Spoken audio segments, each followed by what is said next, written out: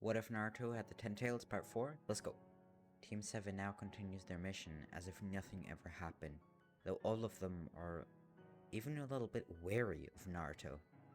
He is scary, to say the least. He just took out one of the swordsmen of the mist, one of the most powerful shinobi groups to have ever existed, and he took one of their members out with ease, and even his sidekick. Naruto takes Zabuza's sword, and then they go on to finish their mission. They train a tiny bit with Kakashi, and of course protect the bridge builders until the bridge is done. On the last day, Gato and his men arrive, the mafiosos trying to control the village. A fight breaks out between them, though Zabuza and Haku this time are not there, which is why Team 7 actually completely destroys Gato's men, and himself of course. Naruto actually kind of lets his bloodlust go on a rampage. Whilst he's still in full control, he kind of lets go. He's in the zone, you could say. At the moment, he's a killing machine. He's so good at what he's doing, he reminds Kakashi of his younger self, and makes him even worry about if Naruto is gonna be the same as Kakashi. But he is a monster after all, so kind of makes sense, but at the same time it doesn't. After doing that, Gato has been eliminated. However, Tazuna and the other bridge builders are still a little bit frightened. To be honest, very frightened of Naruto.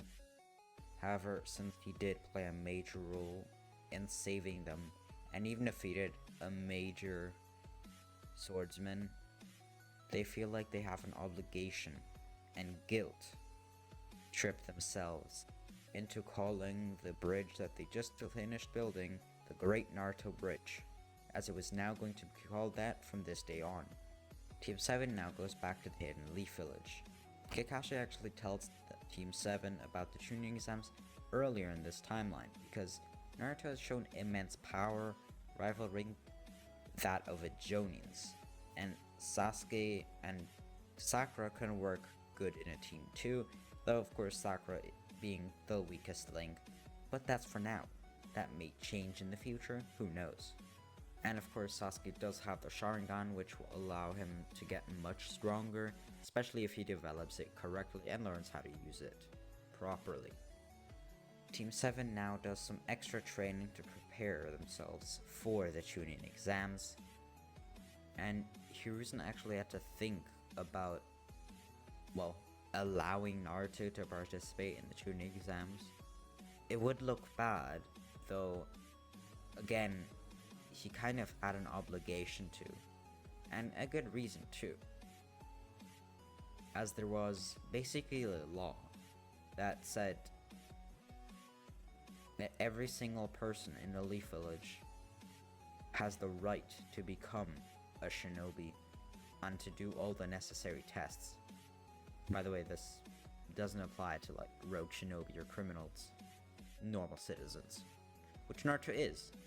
He's not a criminal, he was just born in the wrong place at the wrong time, and then had the 10-tailed seal inside of him, which is why everyone does hate him. But anyways, now the training period, whilst it wasn't that long, it is now over.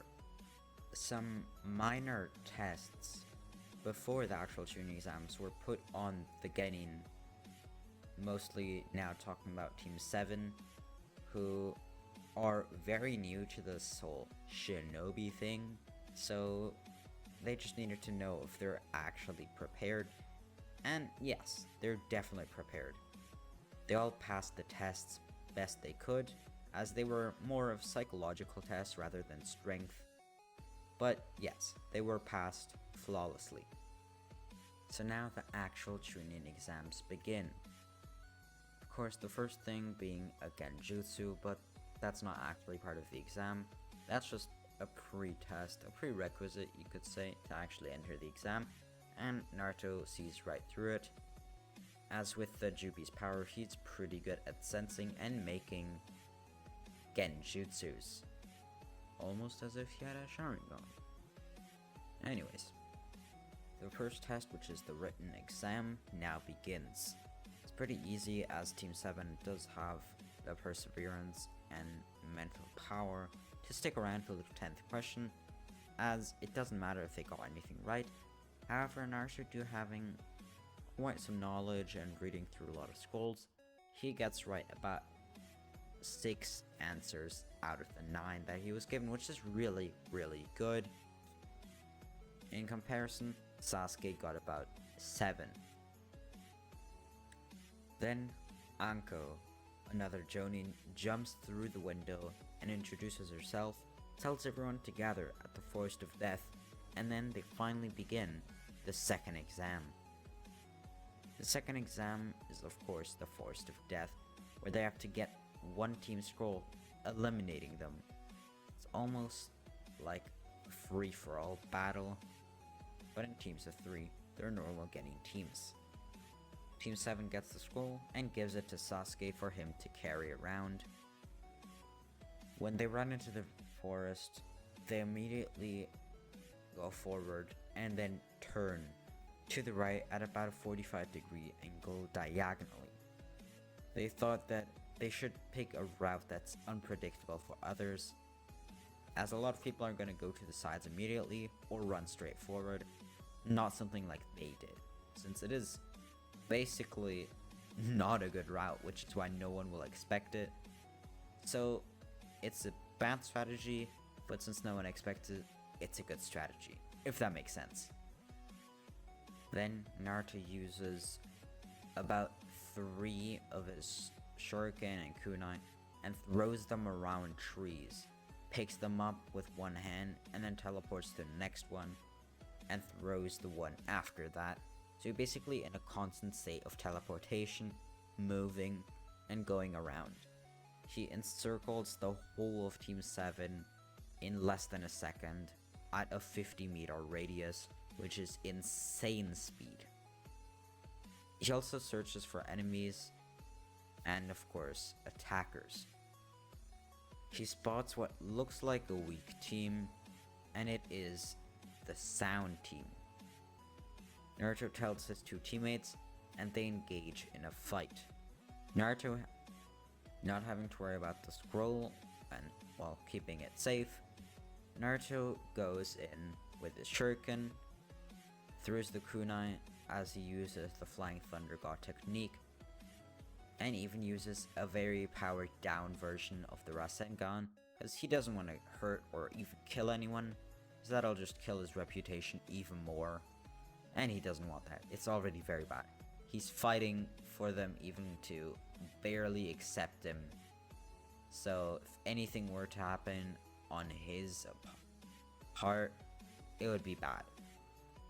But Naruto was able to fight the 3 Sangenin on his own, but then Sakura helps, which makes it a little bit easier, as of course the more fighters and teammates Naruto has, the easier the battles are gonna be.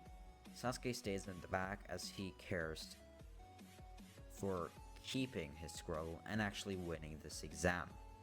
However, while Sasuke is just focusing on the fight in front of him and watching it, a girl walks up to him from behind and talks weirdly. Then Sasuke jumps up as he felt a kunai scrape his face. The girl was oddly laughing, or rather giggling, and very much so smiling. Do you wanna join me? Or do I have to take your body by force? As the girl said that, the creature, or the person, whatever you want to call it, transformed from a young girl into a middle-aged man. This was none other than one of the legendary Sannin, pupils to the 3rd Hokage, Orochimaru, who turned against the leaf a couple of years ago. The man stretched out his neck, elongated it into what looked like rubber, and tried to bite Sasuke on the neck. Luckily, he was able to jump to the side and therefore dodge Orochimaru's attack, though that didn't stop him from giggling. Actually, he smiled even more. Orochimaru went in for a fist fight, as he knew whatever he did, he would definitely win. This was just a kid. And even if the Sharingan was activated, Orochimaru would easily still destroy a Genin. And that's exactly what happened. Sasuke turned on his Sharingan, trying to predict Orochimaru's next attacks. Meanwhile, Naruto and Sakura have now gotten the scroll and tied up their Genin opponents, and now see Sasuke engaging in a battle and try to help him. Now it's the 3 Genin of Team 7 versus Orochimaru, a legendary Sannin. Still not a fair fight, but much better than a mere seconds ago. Naruto being a little bit angry that someone attacked Sasuke, his almost basically only friend, especially only friend his age. He used some of the Ten Tails chakra. Of course, it was controlled, don't worry. But definitely some chakra usage of the Ten Tails. Naruto was also not holding back with the Rasengans and Flying Thunder God technique at all. Orochimaru was actually being somewhat overwhelmed and skinned himself. Then he went into serious mode. Not fully serious, but these 3 Genin were putting much more of a fight up than he thought they would, which scares him a lot, though he still wants to carry out his mission. And now is actually using much more of his full force to fight 3 mere Genin. However, it is what it is.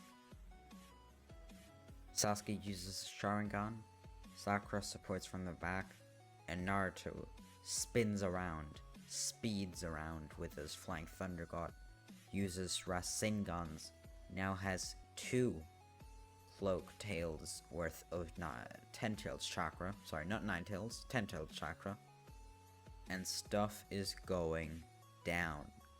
Other Genin nearby can actually sense this battle, this fight, and some Jonin outside and tuning, proctoring, and administrating the exams are actually getting a little bit worried, as there's no way a normal Genin fight would be this dramatic. So what's going on there? The Anbu look into it, though for now, nothing crazy, as they don't want to make anything public yet, and they don't want to be seen, so the Anbu is the perfect force to send in. Orochimaru goes for the curse mark attack once more, though this time instead of Sasuke jumping back, he's unable since there's a tree behind him, though luckily Naruto uses a kunai to try to cut off Orochimaru's elongated neck. And he does. He manages to cut it off. But Orochimaru, being the literal snake he is, regrows it. Then he does a summoning jutsu with the blood that was just dropped, and summons the snake, as he is the snake Sannin. The snake immediately goes for Naruto and they start fighting. Now, Sakura and Sasuke have trouble. Without Naruto, it's gonna be hard to hold off the Sannin. However, after only 20 seconds, Naruto is back, having fought the snake and won. However, it's already too late. With the last possibility, Orochimaru just got the curse mark onto Sasuke, as Naruto saw Orochimaru's head go back to normal. Sasuke went down and almost immediately fainted. Sakura started crying and screamed, and Naruto was now left alone with an injured teammate to fight Asani. This fight at this point is high Jonin level. If not, if you really want to push it, maybe low Kage level. But it's definitely above a normal Jonin. And Orochimaru is actually enjoying the fight. He loves it, and actually thinks of having Naruto become his vessel. However, during the midst of their battle, now 10 Anbus rush the scene, as all of them surround Orochimaru. He goes into the ground and is never seen again. At least, not for a while. Two of them attend to Sasuke and bring him somewhere, unclear for now. Sakura collapses due to the stress, not physically, but emotionally, as it was a pretty scarring experience.